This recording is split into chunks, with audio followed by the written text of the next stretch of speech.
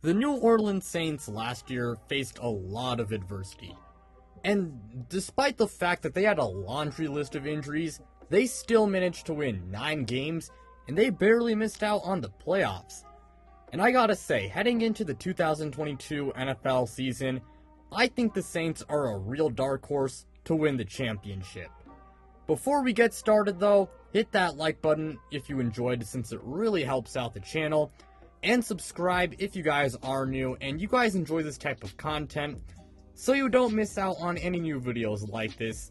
Plus, I'm trying to hit 1,000 subscribers, and once I reach my goal, I'm finally gonna do a face reveal. But with that being said, let's go ahead and get this video started.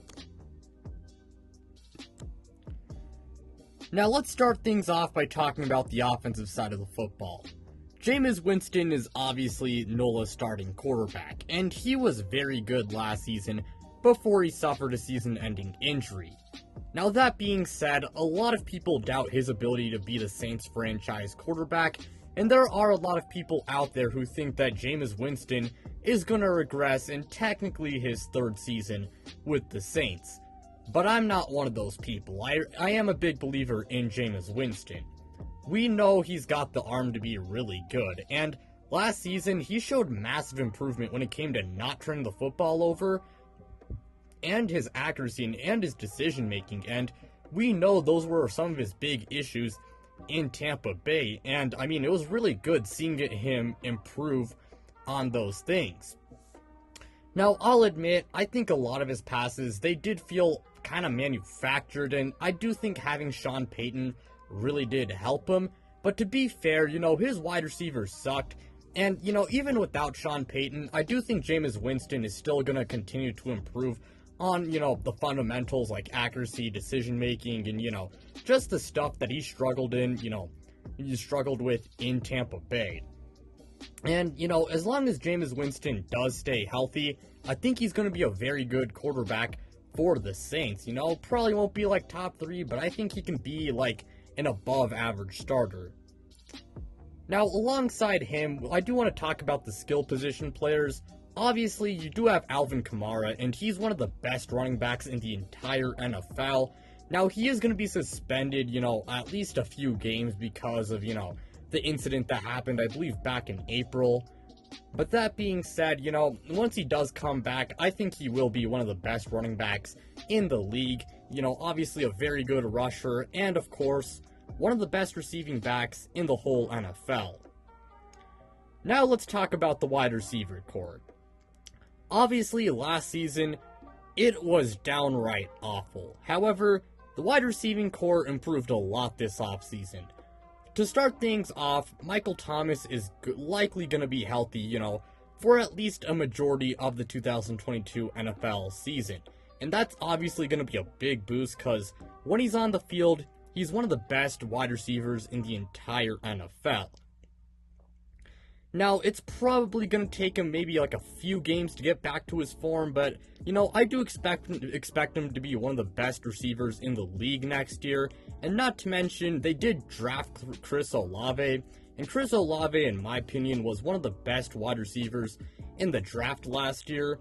And Chris Olave, he should give them a pretty good deep threat, and, he also is a good route runner, and he is pretty good as a red zone threat, and I think that he can, work the other parts of the field as well. And I do think that he can be, a wide receiver 1 for them temporarily if, Michael Thomas does miss a few games, and if Michael Thomas does take some time to get back to his old self. But I do expect Chris Olave to have a really good rookie season with at least 900 to 1,000 yards. And to cap things off, you do have Jarvis Landry, who you signed in the 2022 offseason, and although he's not what he once was, and he is coming off one of his worst career seasons, I do think that he can be a pretty good wide receiver 3 and a pretty good slot and possession wide receiver. And along with that, I think he will be a good locker room presence, and having good leaders, that is obviously very important. And I think this wide receiving core is honestly pretty solid, and it should help out Jameis Winston and Alvin Kamara a lot. And to wrap things up, I do want to talk about their offensive line. Now, their offensive line undeniably got worse since they did lose Teron Armstead, and they did replace him with Trevor Penning. And Trevor Penning, I did think he was pretty good out of Northern Iowa, but he's kind of raw as a pass blocker, but one day he could be one of the best tackles in the NFL. But outside of him, you do have Ryan Ramczyk, who's one of the best tackles in the entire league. You got Eric McCoy, who's also pretty good.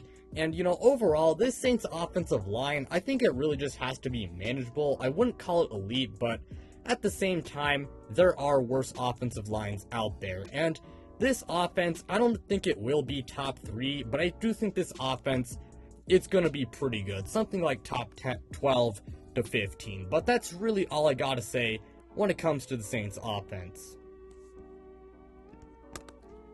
Now let's talk about New Orleans defense, and it's awesome to say the least.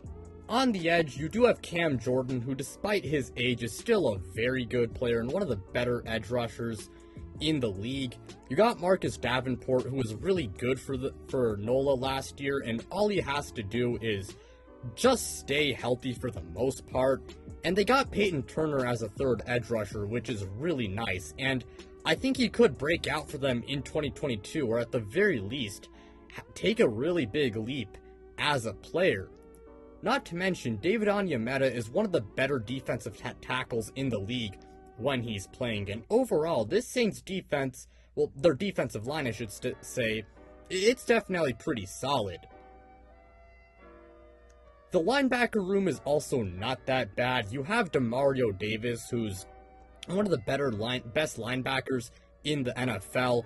You have Pete Werner as well, and Pete Werner, he was very solid last year, and I think he is going to break out for them in 2022 and establish himself as one of the better linebackers in the league. And overall, this New Orleans front seven, I think it's good. Now the secondary, that is definitely the most exciting part about their defense, and probably the most exciting part about this squad. You have Marshawn Lattimore, who in my opinion, my honest opinion, I gotta say, I think he is overrated, and I know that's gonna get me a lot of hate, but I honestly don't really care. Marshawn Lattimore, I think he's overrated, but he's still a very good player. He's a top 12 to 15 cornerback in my opinion. And along with that, you do have Paulson Adebo, and Paulson Adebo, he was up and down last year, but rookie cornerbacks often do struggle, and, he could improve in 2022 with more experience. And I gotta say, for a rookie corner, he wasn't exactly horrible. And you do have Chauncey Gardner-Johnson, and he's a very versatile defensive back. He can play safety and some slot corner, and in my opinion, he's very underrated and very underlooked. And speaking about safeties, the Saints, they got maybe the best safety duo in the entire league in Tyrann Mathieu and Marcus Maye. Tyrann Mathieu is still a top 7 safety in the league. Not to mention, you got Marcus Maye, who struggled with injuries last year, and right now I'd say he's like a top 15 to 20 safety. But if he is healthy next year and kind of plays like how he did in 2020, then Marcus Maye, I think, is, like a top 10 to 13 safety. I really do love Marcus Maye, and both of these guys are really good hybrid safeties who can just do anything you'd like from a safety. So I really do love this safety duo. And aside from those guys, you got PJ Williams and Bradley Roby, who are pretty solid players. Not to mention, you drafted Alontae Taylor, and while I did not love the selection, there is a chance that he does surprise. And my closing thoughts on this secondary is that it might be the best in the entire NFL, and their defense as a whole, it might be the best in the league, and I do expect this defense to be at least top 7 or 8, and I'd say that they're going to be like a top 5 defense. I really do love this defense.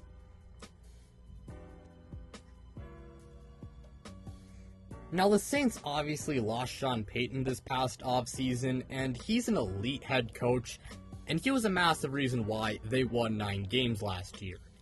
And they replaced him with Dennis Allen, their defensive coordinator, and Dennis Allen was the Raiders head coach a long time ago, and it didn't exactly go well, but to be fair, that team was awful, and the team that he has right now, it's much more talented compared to those Raiders teams. And Allen was a good DC for them, and he actually did coach a few games for NOLA, and he didn't do a bad job, and he kept the coaching staff pretty much the exact same.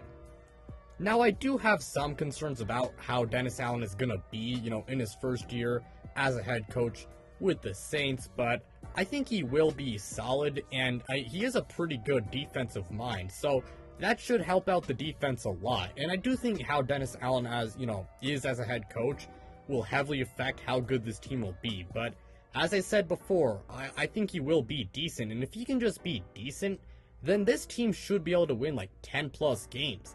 Their roster is good, offensively, I think they will be pretty solid, like at least top 15. And defensively, this is one of the best defenses in the entire NFL. You got an elite secondary paired with a pretty solid front seven. And I think they should be able to win like 10 plus games, maybe win the NFC South, and I could actually see them going on a deep playoff run. Now, I do want to talk about their schedule. Obviously, they play the NFC South for 6 games. They should be able to sweep the Falcons. Maybe they lose one because upsets do happen. And although the Buccaneers are arguably the NFL's best team, the Saints do have their number, and I think they should be able to split at the very least. And I do think they should be able to split with Carolina at the very least as well. And maybe they do sweep the Panthers. Aside from them, they do play the AFC North and NFC West. Now, the AFC North, it's maybe the best division in the entire NFL, if not one of the best. And if things really go wrong, maybe they go 0-4. But the best case to me is like 3-1. And I think they will go like 2-2 at the very least. And the NFC West is also not that bad of a division. The Rams game, that will be tough. The 49ers match, that could be, not incredibly hard, or it could be super tough. Really just depends on Trey Lance. The Cardinals game, I think they should be able to win that, and they should be able to beat the Seahawks, but, upsets do happen, but I think they should be able to beat them, as I said before. Worst case versus the NFC West is like 1-3. Best case, I would say, is like 3-1. Now, their other 3 games come against the Vikings, Eagles, and the Raiders, and that's not super easy, and they might go 0-3 or 1-2 if things do go wrong. But at the same time, they could go 3-0. I will admit, overall, this is not a cakewalk schedule, but there are worse schedules out there, and I do think the Saints, again, they are a good team, so maybe the schedule won't matter as much.